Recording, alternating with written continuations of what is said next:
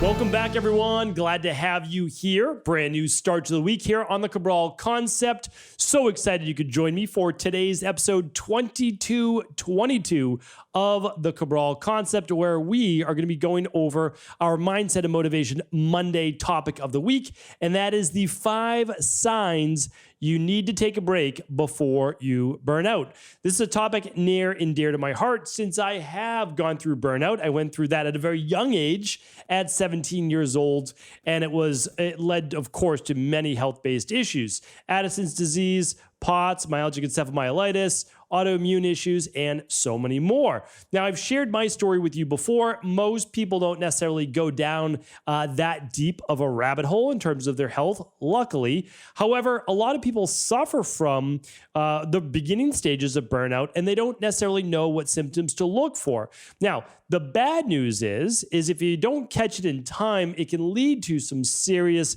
health-based issues, but not just physical, but emotional, mental, spiritual, and the physical. And so that's why I want to share this with you here today. I do believe that you'll be able to catch them and you'll start to see them coming on. And the solution that I give you is not as complicated as you may think. And so I want to share that with you of what you can do on a daily basis, but what to do when you start to see it come to a pinnacle. All right, so let's get into today's show. It is called the 5 signs you need to take a break before you burn out. One of the biggest things we have to understand as we begin to look for signs of burnout is to understand that our goals for all of life, meaning like your relationship goals, your health goals, your body transformation, your career or finances or spiritual or any of them, whatever they may be, is we have to look at them as a lifetime goal.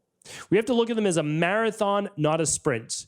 Because I know myself, when I get locked onto a goal, when I get fixated of something that I want to achieve, whether again, it's body transformation, it's a health-based protocol, it's whatever it might be, sometimes we begin to sprint and we only realize as we start to burn out that life is a marathon. So if you're sprinting through a marathon, here's what it's going to look like. Sprint, get tired, have to stop. Sprint, get tired, have to stop.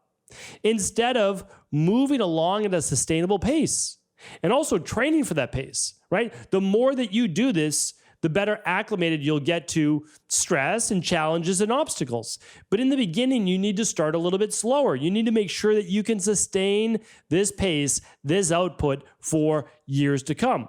Now, I will say, having said that, we have short-term goals, which can be accomplished in maybe a couple weeks to a couple months, and then we have our longer-term goals. But even if your goal is to transform your body in some way, well, hopefully your goal is to also maintain that. So what can we do today, this month, or over the next 3 months? But also then, how do we plan to maintain that? I see so many people going on these wild diets, right, to lose weight with no understanding of what that's doing to their metabolism and how they're going to maintain it. Same for these really hard workout programs. There's a workout program out there right now. I have no problem with it. I love that people are challenging themselves. Many people know what it is. It involves a certain number of days, and it's hard. Many of you may have heard about it, okay? Here's the thing. No problem with it. But when people are done with it, they just stop. Because it was so hard for so many days that when they finish, they're done. And now they've made all this progress in X number of days. Let's say it's somewhere between 70 and 80, right? And it's a great program, but now what do? They stop, right? They're not doing their weight workout. They're not doing their outside cardio. They're not following the no alcohol. They're not following all these things. And I believe that the person who developed that is not looking to have you do that for just X number of days. They want you to start a challenge in your life that you will see through and continue with. But the problem is, again, it's too hard to sustain, right? And too hard for most people to sustain 2-a-day workouts with one outside every single day. It's just too hard.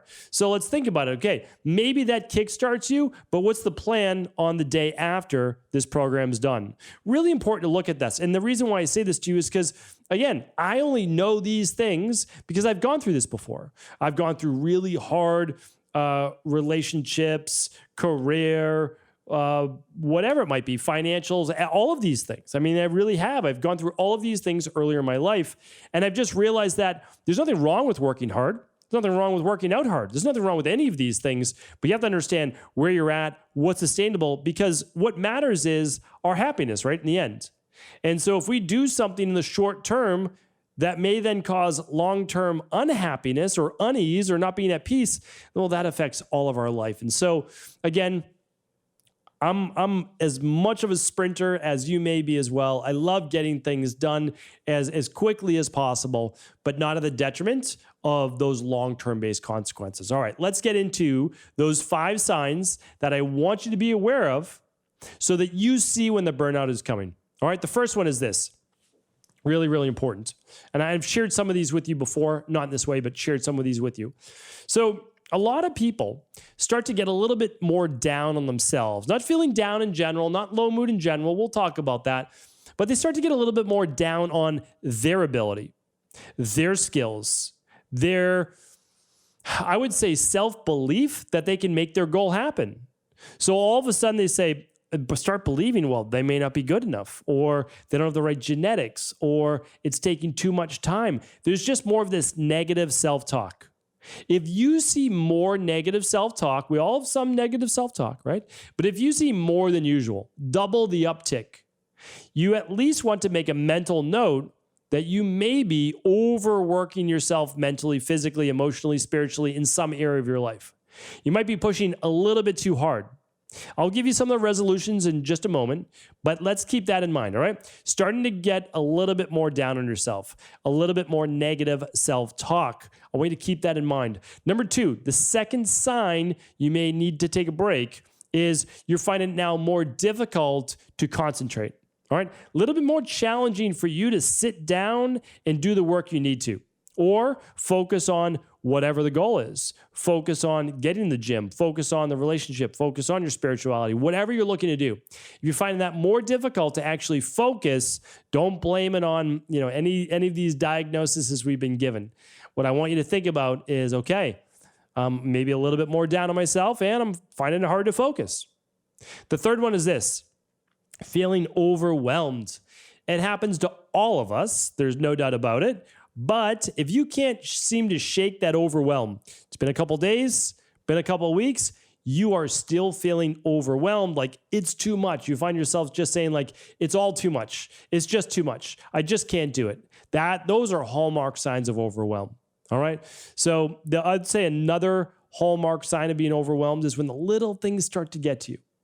They didn't used to get on your nerves before, but now those little things start to really, really strike a chord with you, and they start to make that much bigger of a difference where someone says something to you, typically you'd shake it off, no big deal, or, maybe you even get cut off in traffic or whatever it might be. And those things, you're like, it is what it is. But now it's overwhelming, right? It's really, really overwhelming to you. So that is sign number 3. Sign number 4 is your motivation and your drive to do the things that you know that you need to do in order to achieve the health, body, relationship, career, finance, spirituality, right? Your motivation now is a little bit less. You're starting to ask yourself, well, I don't know. I just don't know if I can push myself today to make this happen. Really important sign to look at. And the 5th one is losing interest in the projects, the goals, the life that you've envisioned for yourself. So you took the time to create a life, a vision board, whatever it might be, that you want for yourself. These are things that you've said, these are the things that keep coming up in my mind that I want, that I desire, and that I see myself achieving, that it's your potential, right? That's your destiny. But now you look at it and you're just losing interest. That is not a good sign, because that's a sign that you're losing interest in life. Right? We never want to lose interest in life, because right now this is our ability in this physical-based form to be able to connect with other people, be of service to other people, to do our best to reach our potential.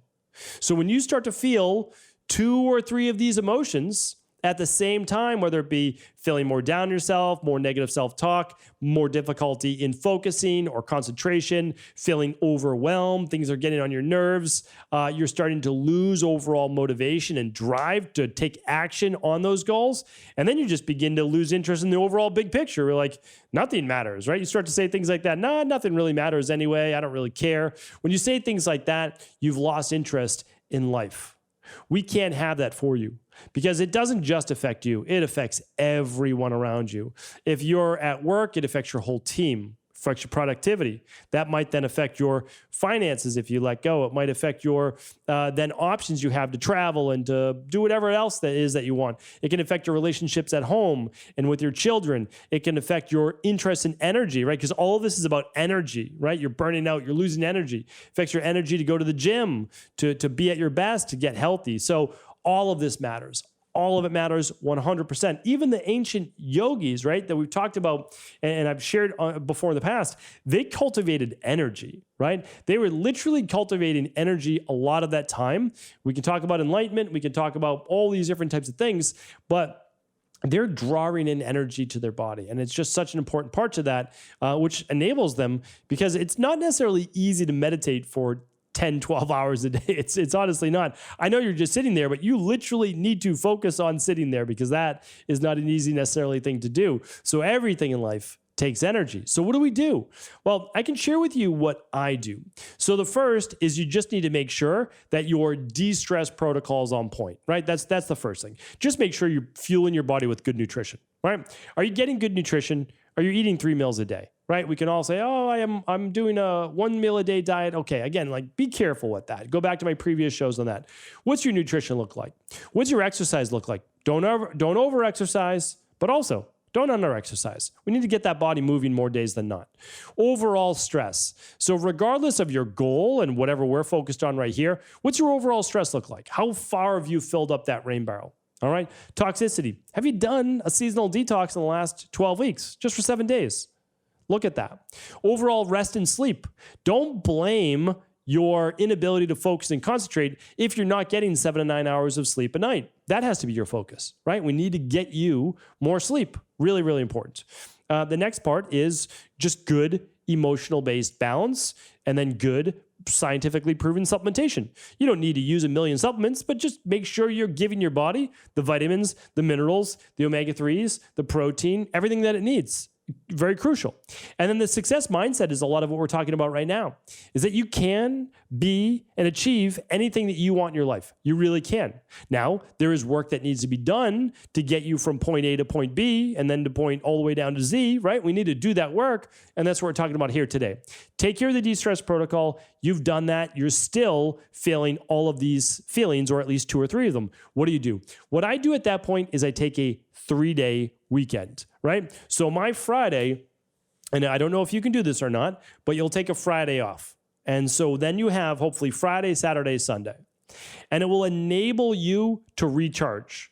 You literally, if you're someone that's a go, go, go type person, what you're going to do is take that Friday off from your workout or your going to see people, going out at night, from your work, from whatever it is that's really filling that rain barrel up with stress, that's really overwhelming you. So you're going to try to get off social media, try not to be on your phone. You're going to do nothing. And the reason is, this is actually very simple of why this works so well. You need to decrease your input.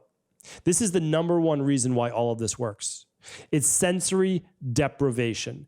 We are right now overloaded, and I'll do a whole separate podcast on this, on input, right? Fills up that rain barrel real fast. We got our phone, we've got our laptops, we've got people calling us, we've got demands from children or parents or siblings or community or church or work or whatever it is. And then that we add on top of that our exercise and focusing on our good nutrition and our supplementation and, our biohacking, all these different things. It's a lot. It's a lot to focus on. It's a lot to take in. Now, it can all be great, but it can still be overwhelming. So you need to take 72 hours where you are unplugged. I know easier said than done, but I'm telling you right now, it's worth it. And you don't need to do it that often.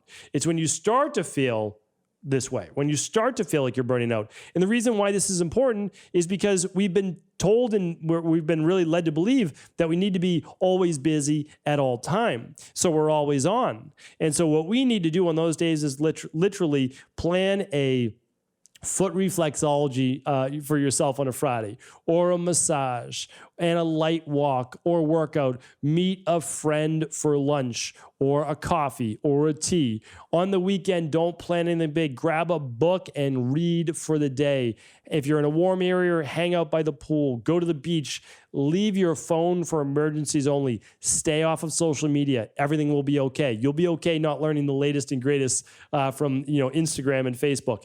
And I'm telling you right now, by Sunday, and I just recently did this, so by Sunday, you'll be like, I'm ready to get back. Right? And that's the great thing is you just needed a little time to recharge. So again, I find this personally very helpful, and mood changes. Like that's the thing. Like all of a sudden I was feeling that way because I had so many projects and so much going on. I mean, I'm very self-aware. So I'm aware of that, for better or for worse. And I'm saying, listen, I'm not acting in the best version of myself. I'm a little bit short with people. I don't have the same level of patience. I need to take a step back. So take a step back, breathe, relax, understand where you're at, and then you recharge.